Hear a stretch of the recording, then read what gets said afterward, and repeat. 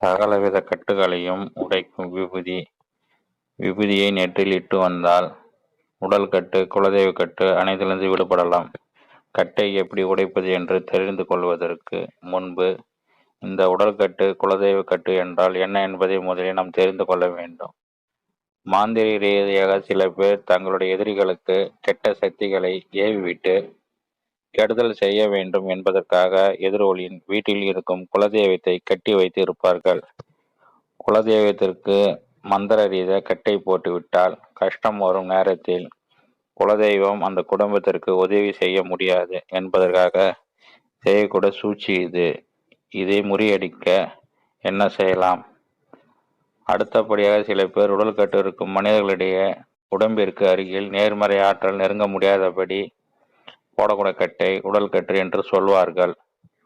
உடல் முழுவதும் எதிர்மறை ஆற்றலின் ஆதிக்கம் இருக்கும் உடல் கட்டால் பாதிக்கப்பட்டிருக்கும் அந்த நபர் யார் எந்த ஒரு நல்லது சொன்னாலும் கேட்க மாட்டார்கள். அவர் இஷ்டத்திற்கு யார் உடல் கட்டு போட்டார்களோ அவர்கள் சொல்படி கேட்டு நடப்பார்கள். இதனை வசியம் என்றும் சொல்லலாம்.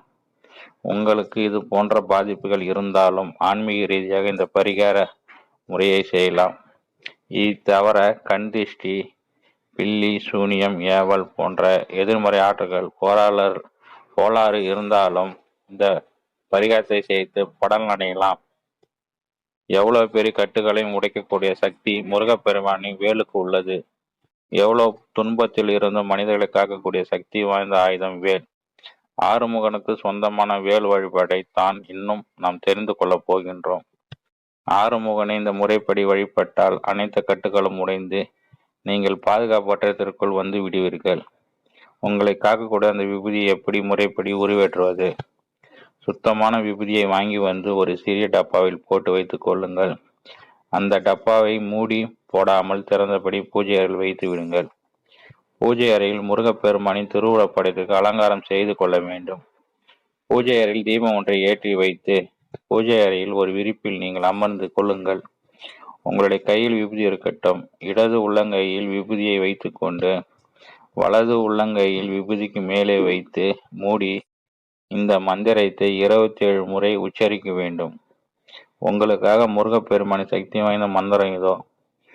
ஓம் ஐம் ரீம் வேல்காக்க. இந்த மந்திரத்தை உச்சரித்துவிட்டு அந்த விபூதியை தினந்தோறும் உங்களுடைய நெற்றியில் உச்சந்தலையிலும் இட்டு வர வேண்டும். இப்படி தொடர்ந்து 48 நாள் செய்து வந்தால் உங்கள் குடும்பத்திற்கு எந்த கட்டு இருந்தாலும் சரி, எந்த பிரச்சனை எதிர்மறை ஆற்றல் இருந்தாலும் சரி, அது உங்கள் குடும்பத்தை விட்டு விலகிவிடும். இந்த விபூதியை சுத்தமான தண்ணீரில் போட்டு கரைத்துவிட்டு வீடு முழுக்க மூளை முடுக்குகளில் தெளித்து விடலாம். உங்கள் வீட்டு உறுப்பினர்களின் மேலே தெளித்து விடலாம். இப்படி செய்வதால் குலதெய்வம் கட்டு விட்டு விலகிவிடும். அனைவரும் கஷ்டமும் சீக்கிரமே தீர வேண்டும் என்று அந்த முருகப்பெருமானை மனதார வேண்டிக் கொண்டு